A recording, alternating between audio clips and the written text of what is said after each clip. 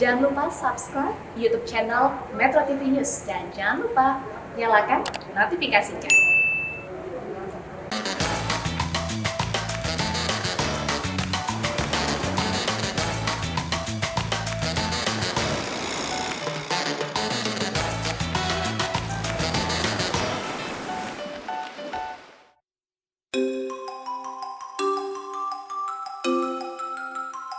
Halo kawan Susi, sudah hari Rabu, saatnya kita cek ombak. Episode kali ini, kawan Susi akan diajak seru-seruan bareng oleh Susi Pujastuti dan Kiki Saputri di Kota Padang dan Bukit Tinggi, Sumatera Barat. Susi Pujastuti akan mengenang napak tilas kehidupan Bung Hatta di tanah kelahirannya, Bukit Tinggi. Eits, siapa sih yang nggak kenal dengan dua politisi ini? Kok bisa ada dua politisi ini ya? Apakah akan ada huru-hara perdebatan? Nah, ini nih yang sempat viral beberapa waktu lalu. Susi Pujastuti tari piring di atas beling. Wow, bagaimana ya kondisi kakinya? Kira-kira kenapa Susi Pujastuti nekat seperti ini? Dan terakhir, Susi Pujastuti akan bertemu dengan para panglima. Wah, ada apa ya kawan Susi? Udah pada penasaran ya? Ya udah yuk, langsung aja kita cek ombak.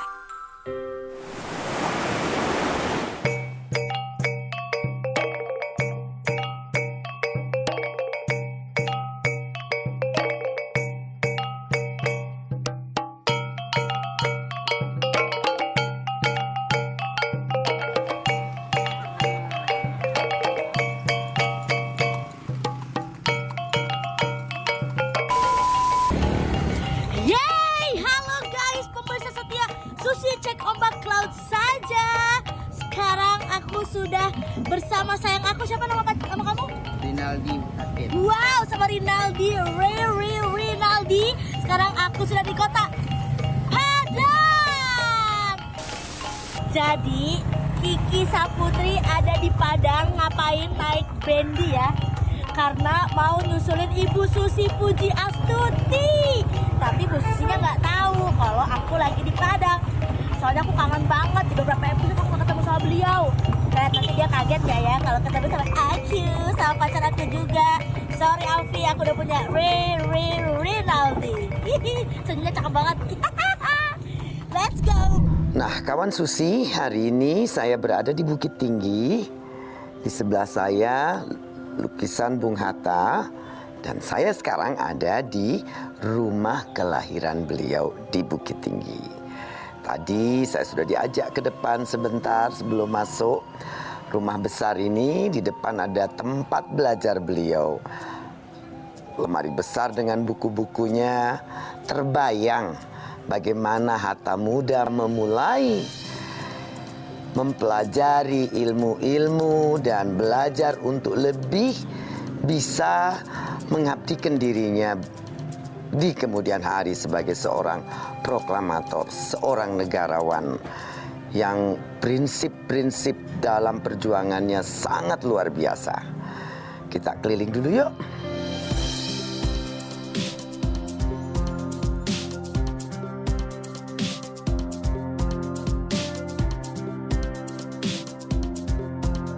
Tamannya tempat beliau belajar. Kamar tinggal beliau sebelum beliau berangkat ke Jakarta untuk memulai kamar tempat belajar beliau.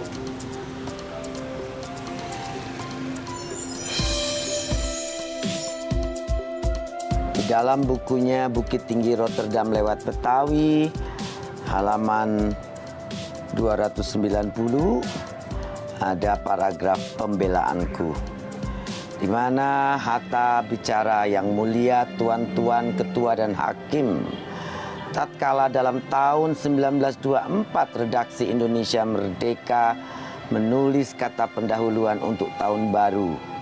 Kata-kata yang berikut keluar dari penanya Indonesia Merdeka. Menjadi suara mahasiswa muda Indonesia. Suara yang barangkali belum diperhatikan oleh yang berkuasa.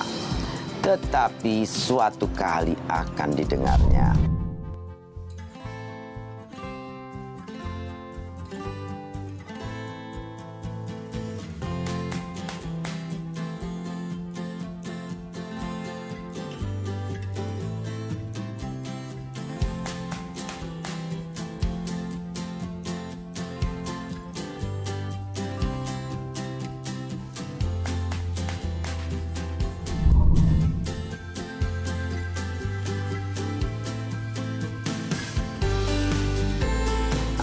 Bapak yang Ini betul. menjaga rumah sini ya. Ya.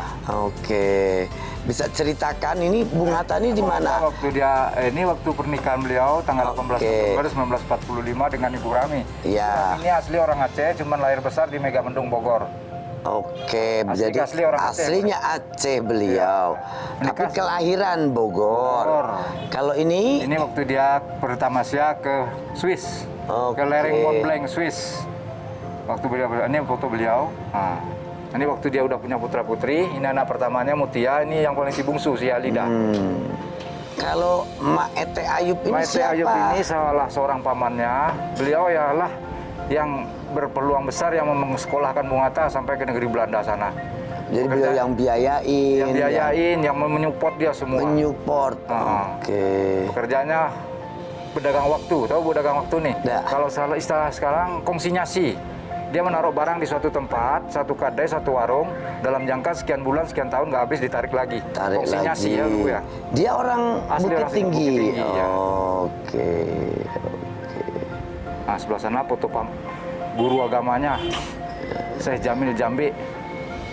Syekh Jamil Jambi. Sam- Berarti ada darah Arab?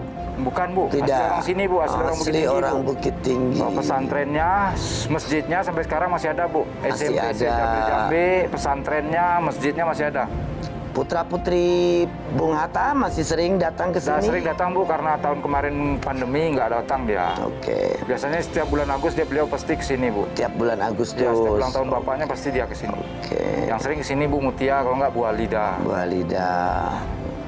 Nah, itu waktu dia berfoto bebas dari tahanan Belanda. Dalam kuliah dia sempat ditahan juga, Bu, di negeri Belanda. Oke, karena suara-suaranya Ya, dia memang konsisten dan terus-menerus.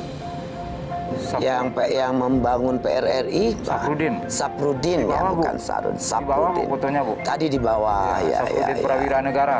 Ya, yang sempat menggantikan Soekarno 16 jam. Betul, Bu. Itu juga jadi awal keretakan Bung Karno dan Bung Iya. Hatta Iya, Bu. karena itu ya. Mengatakan pernah mengundurkan diri, Bu, meletakkan jabatannya Ya, tahun 56. betul. Tahun 56 dia letakkan jabatannya sebagai wakil presiden. Saya ucapkan terima kasih Sama-sama. sudah antar dari bawah Ya, ke atas, ya. terangkan banyak hal tentang Bung Hatta. Bung Hatta muda, juga tentang beberapa paman, keluarganya, dan lain sebagainya. Terima kasih sekali ya, Sama-sama, Pak. ya. Pak Roni, terima kasih. Sama-sama. Ya.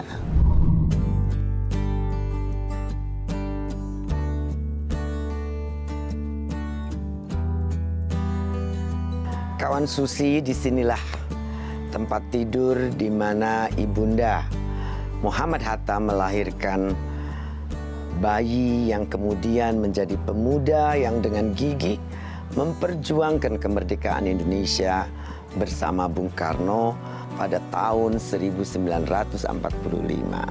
Hatta adalah seorang pemuda yang gigih dan sangat pandai, juga sangat penuh dengan ilmu pengetahuan yang dibaca, yang dimengertinya, sehingga dia dengan segala upaya memperjuangkan satu kemerdekaan Indonesia. Selain memperjuangkan kemerdekaan Indonesia, Muhammad Hatta adalah seorang ekonom yang memikirkan sekali tentang bagaimana memajukan ekonomi masyarakat Indonesia, bukan ekonomi segelintir pengusaha. Untuk itulah dia belajar sampai ke Denmark, mempelajari tentang sistem-sistem ekonomi koperasi. Koperasi itu adalah wadah yang membangun kebersamaan dalam kegiatan ekonomi.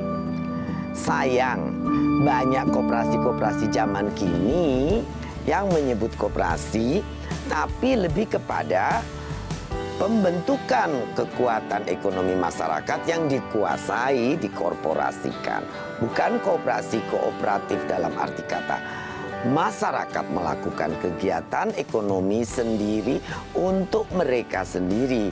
Semestinya Indonesia punya harta yang lain yang bisa menjadikan prinsip ekonomi koperasi itu menjadi betul-betul sebuah koperasi yang menggerakkan, membuat ekonomi masyarakat menjadi maju bersama. Kawan Susi, setelah ini Susi Pujiastuti dan Kiki Saputri akan dialog dengan Fadlizon dan Irma Chaniago. Waduh, kira-kira ada apa ya? Apa yang akan terjadi? Perdebatan? Drama? Atau sudahlah, jangan kemana-mana, tetap di Susi Cek Ombak ke Laut aja.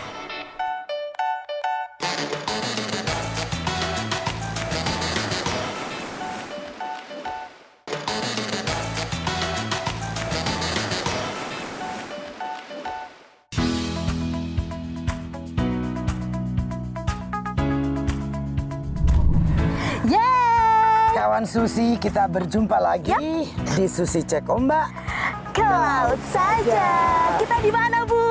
di Minang. Iya. Belakang kita adalah Museum Aditya Warman, di mana selain nanti akan lihat-lihat museum, Yap. kita akan duduk untuk zoom sama Sama siapa, Bu? dua tokoh politik Minang, Siapa? Ibu Irma Chaniago sama Bapak Fadlizon. Hah? Fadlizon kesayangan Kau saya. kan pernah roasting dia. Ayo, Bu, ayo, Bu, ayo. Lo kan roket. Popularitasnya gara-gara dia. Betul sekali. Reuni ya, Iya, reuni. Lo Ayo. kerjain lagi dia. Iya, Bu. Oke. Let's go. Kita langsung aja ke dalam ketemu Pak Fadlizon dan Ibu Irma Chaniago. Jangan kemana-mana, tetap di Susi Cek Ombak ke laut saja. Tadi ke sana, saya ke sini. Ibu, aduh.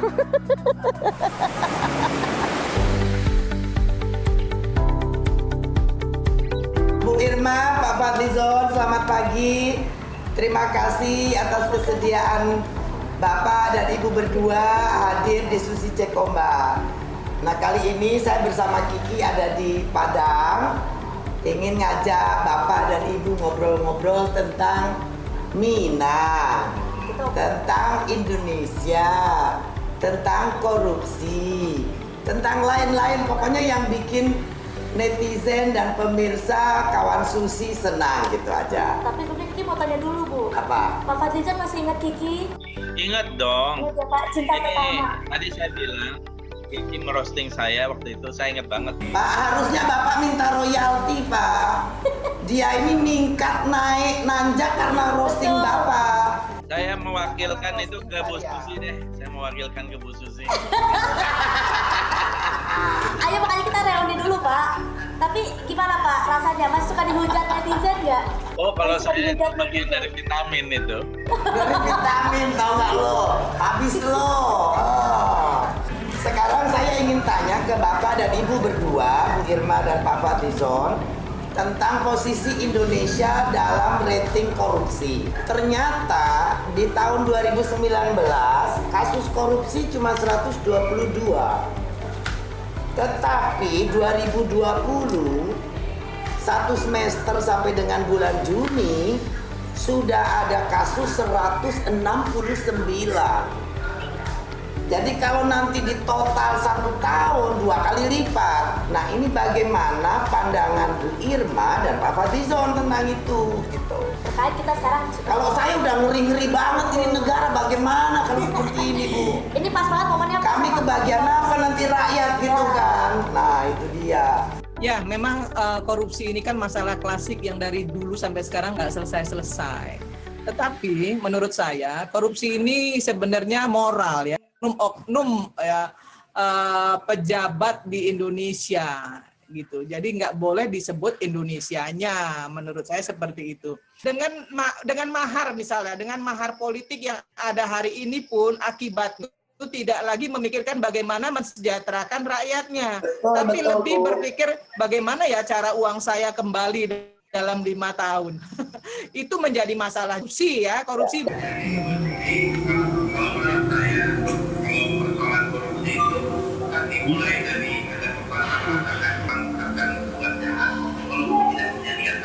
Ya betul. Jadi ini persoalan kadang-kadang adalah persoalan berkurang gitu ya. Betul, dan itu yang telepon saya Pak Fadli, Bu Irma. Saya cerita ada pensiunan jenderal telepon nyari bahan pokok Pak. Bisa cariin nggak Bu? Tahu perikanan nggak Bu? Saya perlu 2 juta kaleng, saya perlu 3 juta kaleng. Termasuk laut gitu ya. Bagaimana laut kita yang begitu luas dan di dalamnya bukan hanya ikan, tapi juga saya kira banyak energi, banyak minyak, banyak gas, banyak macam-macam yang belum dieksplorasi sama sekali gitu. Saya melihat bahwa sekarang ini kita tidak mempunyai satu kekuasaan yang berjalan ya terhadap laut kita. Jadi saya dulu waktu diskusi di awal-awal Sangat benar Pak. menjelaskan hal ya. Nah, saya sebenarnya berkomentar agak pesimis gitu. Tapi 13.000 kapal asing pergi loh Pak. Berhenti nangkep ikan. Ekonomi perdagangan perikanan nomor 1 di Asia Tenggara loh. Dan saya kok. Enggak. Saya berani kan karena disuruh presiden. Itu walaupun ya orang ada pro dan kontra, tapi apa yang dilakukan dengan penenggelaman kapal itu sangat efektif. Ya, karena There is no other way better Pak, karena complicated sekali. Nah 1 tahun terakhir itu Pak, setelah wacana lelang apa muncul, saya nangkep kapal tuh bisa 3 kali, 4 kali satu kapal yang sama. Dilelang 2 bulan, 3 Lagi bulan, sama Pak, dia. tangkep lagi. Yang harus saya begini, untuk dimengakui bahwa memang terjadi illegal fishing Ya. yang itu merupakan perampokan terhadap kekayaan nasional. Dan saya tahu bahwa tidak mungkin saya harus beresin aparat sendiri Pak. Itu kan bukan dosa para jenderal atau para oknum Pak. Itu juga dosa negara yang membiarkan terjadi bertahun-tahun.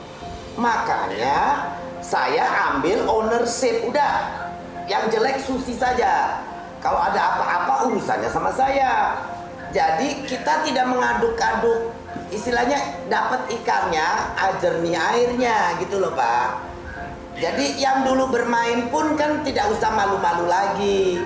Cuma saya ancam, lo berhenti. Kalau lo nggak berhenti, gua keluarin nama lo di koran gitu. berarti ini saya bisa ambil kesimpulan Bu. Kalau misalnya parlemen luar aja takut sama Bu Susi, berarti anggota-anggota juga sebenarnya takut sama Bu Susi kalau jadi presiden beliau ya Pak? Aduh gimana? Aduh.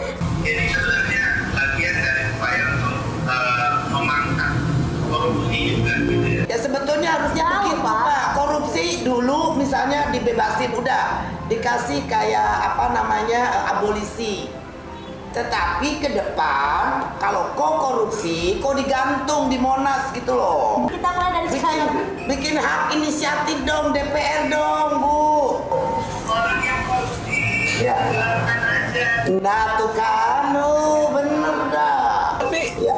Ibu maaf, saya nih unggul sebenarnya. Saya lebih kalau Pak Tito yang menjadi dia menggantikan ibu sebagai menteri kelautan. Jangan dong. Kenapa? Saya cocok Bu. Saya suka orang Minang karena banyak makan daging Bu, proteinnya tinggi, intelektualnya bagus Bu. kapasitas yang lebih dari cukup untuk jadi seorang menteri. Betul. Dan saya pikir dia punya dignity Bu. Saya yakin dia punya dignity.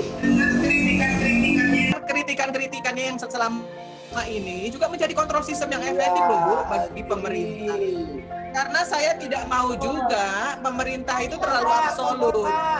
Ya, yang penting Bu, prinsip Minang terjepit tapi di hati, tak kurung tapi di luar, itu dipakai untuk membuat negara itu jadi kuat Bu.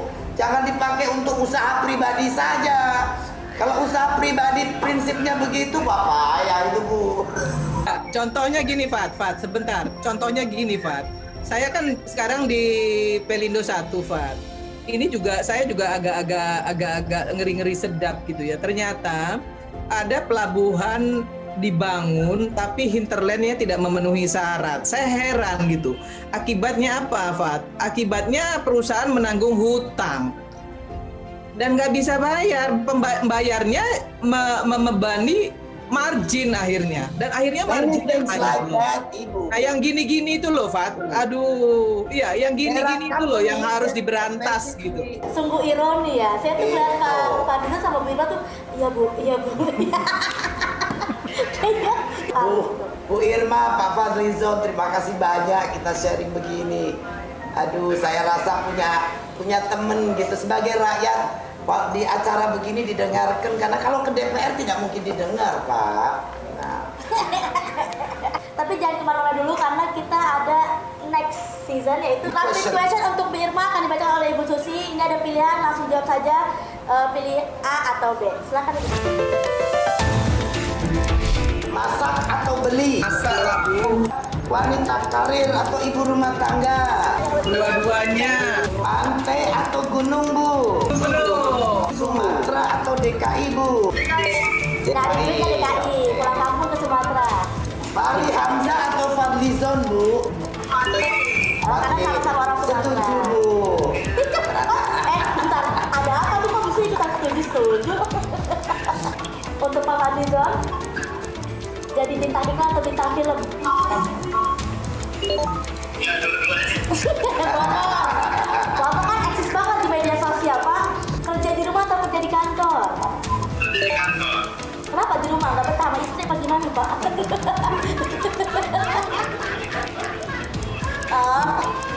Di rumah nggak fokus ya. Swasta atau negeri? Kenapa, Pak? Lebih gede ya? Liburan ke luar negeri atau dalam negeri? Yang asal apa? Asal dibiayain apa gimana? Kayak saya. Maksudnya dia ngomong yang itu loh, kunker DPR tuh loh, Pak. Suka musik keroncong atau musik jazz? Haters atau buzzer? Tidak suka dua-dua saya. Yang bener, Pak. Katanya tadi multivitamin kalau diserang haters. Jadi Pak Fadli dan Bu Irma, terima kasih banyak. Atas waktunya. Kawan Susi akan sangat terhibur ini dengan wawancara ini. Terima kasih, Ibu. Pak Fadlizon, next saya akan berkunjung ke rumah Bapak ya, Pak. Iya, terima kasih banyak. Waalaikumsalam, Salam. Ini PDIKM, Pusat Dokumentasi Informasi Minangkabau. Iya.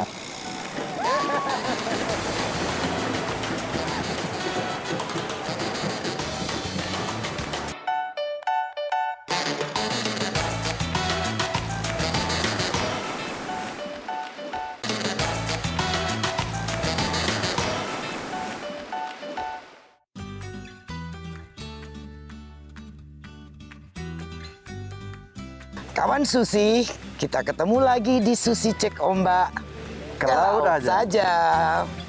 Nah, kehormatan yang luar biasa kali ini saya datang di Padang Panjang ditemani oleh Pak Wali Kota. Pak Wali Kota ini adalah wali kota termuda di Indonesia. Namanya Pak Fadli Amran. Ini PDIKM, Pusat Dokumentasi Informasi Minangkabau. Iya, didirikan tahun berapa ini, Pak? Ini tahun 88, Ibu. Jadi dulu Oleh Pak Bustanil Arifin. Pak Bustanil Kebetulan beliau Arifin. ketika di Sumatera Barat sering foto-foto. Di sini semua dia simpan. Nanti saya ingin lihat di atas. Iya, Jadi silakan, itu Ibu. foto-foto beliau atau Foto-foto beliau sedang jalan di seluruh jalan-jalan Sumatera kunker Barat. waktu beliau menjabat atau? Betul. Oh, sebelumnya malan. Oh, Sejak sebelum muda beliau malan, Bu. menjabat. Oh, Iya. oke. Luar biasa. Nah, wah ini ada penari-penari segala cantik-cantik semuanya.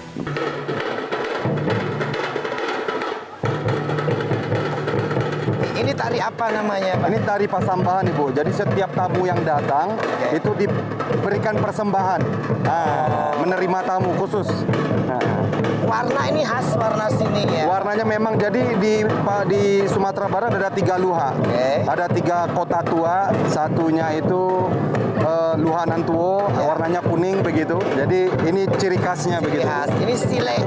Sile, Kemarin ya. anak-anak belajar di Padang. Di Padang, Jadi betul, penari betul. Di Padang. Ya. Jadi dulunya anak-anak muda itu berkumpul di surau. Di surau ini mereka belajar silat, belajar ngaji, belajar agama dan lain-lain. Agama.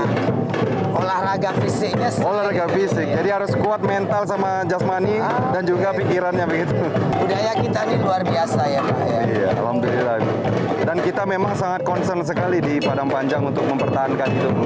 Kebetulan institut seninya kan di sini, Bu. Ya. Di Sumatera salah satunya institut seni itu di Padang Panjang. Di Padang Panjang. Institut seni Padang Panjang.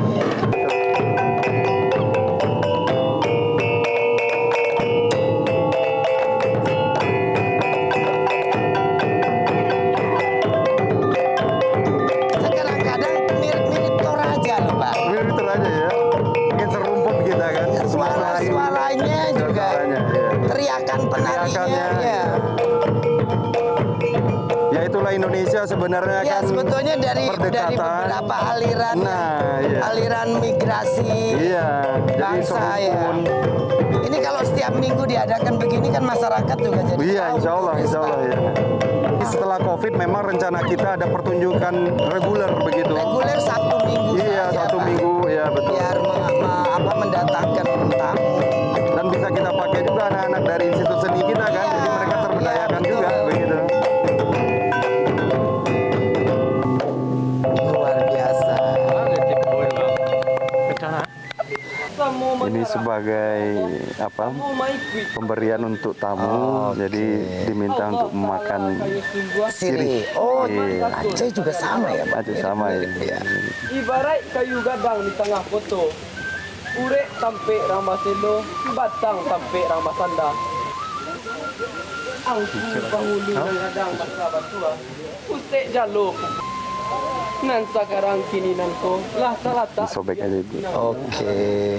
Nan Syria minta dibalik, Makasih. nan Pinang minta dibalik, nan Sadah minta gato. Elok dipunta nak nyosike. Sekian sambah dari kami.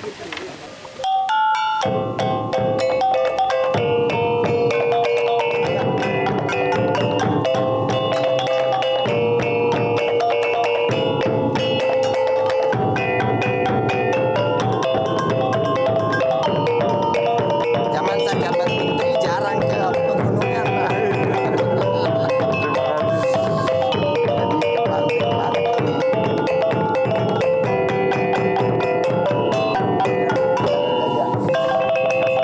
Pernah di Batu Sangkar, Pak? Oh ya, kampung saya itu. Budidaya. Oh, budidaya, kampung saya di Batu Sangkar. Jadi sekarang ini Bu, kita akan melihat tari piring. Ini Ya. tari yang memang betul-betul ciri khas Sumatera Barat. Dan Ibu Sumatera mungkin Barat. kalau ingin bisa mencoba juga nanti. Oke, tapi ini untuk apa ini, Pak? Ini nanti terakhir dia akan loncat-loncat di atas piringnya. Oh. Nah, ini harus didoain dulu, harus mentalnya harus kuat dulu baru bisa begitu. Tapi kalau Ibu mencoba, silakan juga. Bukan Saya nggak dimakan mau. seperti debus tidak, Banten, bukan tidak, ya, tidak, hanya Ibu. diinjak-injak Iya. saja. Betul, Ibu. Saya pernah juga coba kena tangan berdarah, Bu. Berdarah? Nah, asli itu. Asli ini. Iya. Asli, Bu. Nah.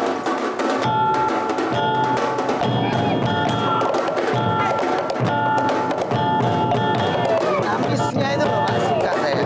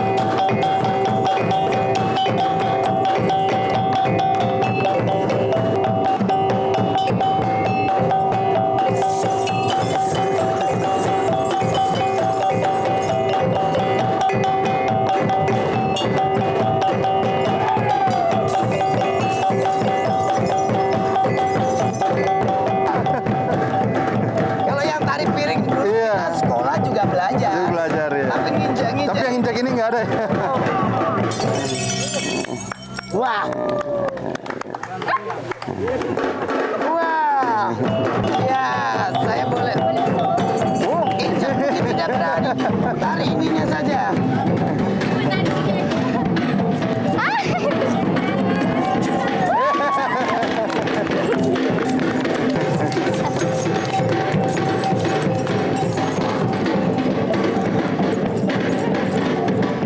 Rasain nari, Bu. Wow. Utuh. Terima kasih banyak. Aman, Ibu? Aman, Bu? Aman. Terima kasih saya nih Pak, luar Sama-sama, biasa Ibu Pak Wali Susi. Kota sudah berkenan antar dan ngajarin tari yang tidak pernah terpikirkan. Nah, kawan Susi jangan kemana-mana, tetap di Susi Cek Ombak ke laut saja. Setelah ini, Susi Pujiastuti akan mengajak kawan Susi bertemu dengan para panglima. Panglima? Panglima apa ya? Jangan kemana-mana, tetap di Susi Cek Ombak. Ke laut aja.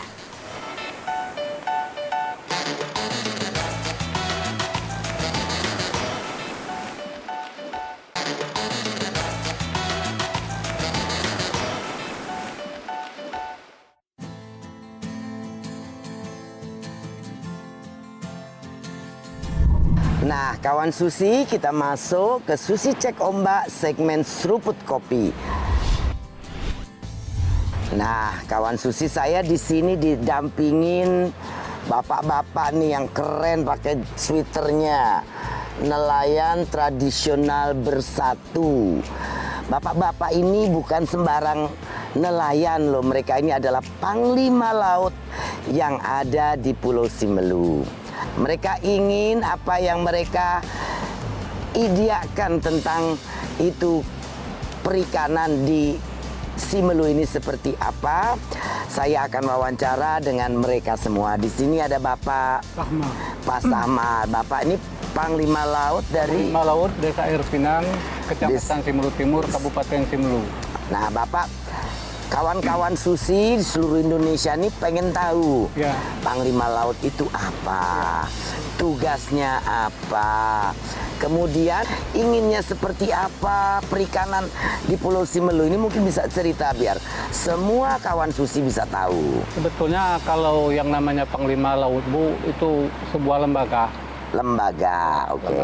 Jadi fungsi Panglima Laut ini, Bu, untuk mengawasi lu yang ada di daerah masing-masing. Lu itu laut. Lu itu laut. Cuman ada areal masing-masing, ada petanya.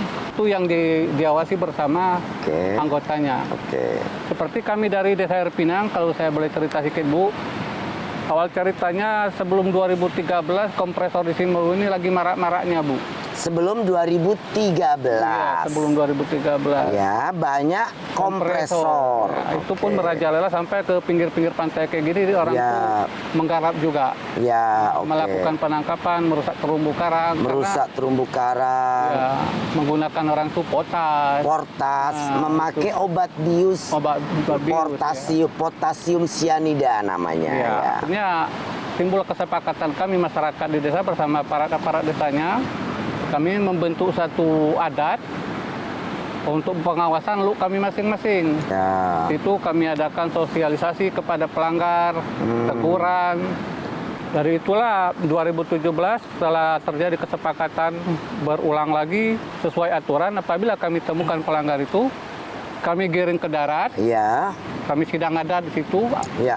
Apapun aturan yang ada di desa itu yang kami harus ditepati. Ya, ya. Sampai sekarang alhamdulillah, walaupun masih ada, cuman ada juga kurangnya sedikit. Berkurang, ya. Oke. Cuman ada juga kelemahan kami masyarakat nelayan itu untuk mengawasi yang areal yang agak lebih jauh belum dapat kami jangkau. Ya, Karena kita itulah jangkauannya tadi, perahunya kecil. Alat komunikasi kami untuk melaporkan kadang kami dari Panglima Laut ini belum memakai HP canggih yang pakai Android semua. Lalu bagaimana proses kalau misalnya ketangkep tuh, bagaimana proses adat, hukum adat berjalan, hukuman adat tuh jalan? Pertama, kami beri teguran. Yang kedua, ya ini sudah berkali-kali. Jadi kami menghalau ke darat, sampai nanti di darat itu proses hukumnya sudah ada semua. Sama polisi. Sama polisi, sama DKP. Nah, sekarang harapan Panglima Laut ini untuk ke pemerintah apa nih yang harus dilakukan? Mungkin nanti saya bisa sampaikan lewat Metro TV, lewat Susi Cek Ombak ini biar kedengaran. Keluh kesah ini Bu menyangkut dengan yang terjadinya di teluk kita, laut kita lah intinya di Kabupaten Simelu. Kenapa kita bilang sekarang ini ada Panglima Lu? Dari mulai zamannya Tengku Iskandar Muda Bu. Jadi beliaulah yang berkiprah di seluruh tanah Aceh ini. Kenapa hari ini bisa keluar dengan kanun adat kita terapkan sesuai dengan apa yang disalurkan oleh pemerintah, dan itu pun apa yang sudah kami jalankan dari pengurus LU ini tidak bertentangan dengan aturan pemerintah kita di Aceh. Kenapa hari ini kami dari Panglima LU bertekad dan ini memohon baik itu sifatnya pemerintah pusat, provinsi dan juga Forkopimda di Kabupaten Simelu. Kami sekarang sudah berbuat semaksimal mungkin sesuai dengan tenaga dan pikiran kami yang ada.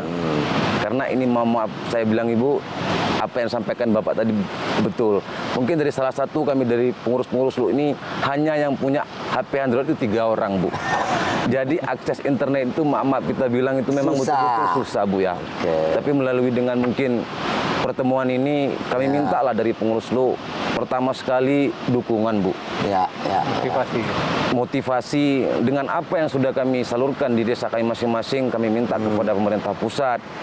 Jadi tadi alat untuk memantau susah, DKP belum bantu. Nanti saya ketemu Pak Bupati kasih tahu. Amin. Nah, tapi harus ada tahu yang belum punya Android siapa kan gitu. Tapi perahu ada semua, Panglima Laut punya, dikasih sama pemerintah kan, perahu-perahu. Oh, kalau perahu dari pemerintah terus terang Bu belum. Karena belum dikasih perahu juga. Kami masyarakat sendiri itu pun kecil Bu. Ini untuk muatan 1 atau 2 orang paling. Perahu kecil saja. Itu milik sendiri, dari hasil sendiri. Milik sendiri bukan milik organisasi Panglima Laut. Ya, belum ada itu Bu. Ya, nanti saya sampaikan ke Pak Gubernur kalau ketemu. Amin. Pak Gubernur setiap Panglima Laut harusnya dikasih perahu 1 sama mesin gitu kan. Supaya bisa mengawasi luhnya. Kalau tidak ya susah gitu kan ya. Oke, sekarang ini kan kita kemarin 17 Agustusan 75 tahun Indonesia, dan dalam acara memperingati ini ulang tahun Metro TV. Terima kasih Indonesia. Nah Bapak nih caranya mau berterima kasih kepada Indonesia nih wujudnya apa nih? Ini mungkin dengan acara malam ini masyarakat Indonesia atau teman-teman nelayan di Simelu ini dapat menghargai apa yang kami buat para Panglima-Panglima LU ini demi untuk kelangsungan kehidupan anak cucu kita di masa depannya nanti. Amin, amin. Luar biasa. Prinsip Panglima Laut untuk melindungi lautnya supaya tetap ada dan bermanfaat untuk anak cucu ya Pak ya. Jadi bukan hanya untuk hari ini untuk kita sendiri, tapi untuk keturunan kita yang 20 tahun yang akan datang, 30 tahun yang akan datang. Jadi luar biasa kalau orang Jakarta, orang kota tidak tahu menjaga kelestarian, malu sama orang Simelu. Malu dengan Panglima Laut. Jadi Bapak-bapak semua, Panglima Laut, terima kasih banyak. Jadi pesan Bapak sudah tersampaikan. Metro TV, Susi Cek Ombak menyampaikannya kepada semua yang berwenang. Semoga nanti ada perubahan. Ya. Terima kasih banyak. Susi Cek Ombak, ke laut saja. Kawan laut, ada kalanya kita perlu melakukan napak tilas supaya kita sadar diri. Sadar diri akan asal-muasal dan juga batas-batas. Napak tilas adalah perjalanan. Refleksi tentang nilai-nilai hidup yang mampu mengarahkan kita kembali pada tujuan yang lebih jelas dan benar. Bangsa ini begitu kuat karena memiliki bapak bangsa yang hebat-hebat. Sesungguhnya seorang patriot sejati tak akan mengunggulkan adu otot, adu mulut dalam memimpin. Menurunkan mental-mental miskin, apalagi nyali korupsi. Biarkanlah anak-anak kita kelak menjadi panglima tempur yang selalu berjuang atas nama perut rakyat, bukan lumbung istana pribadi milik sendiri.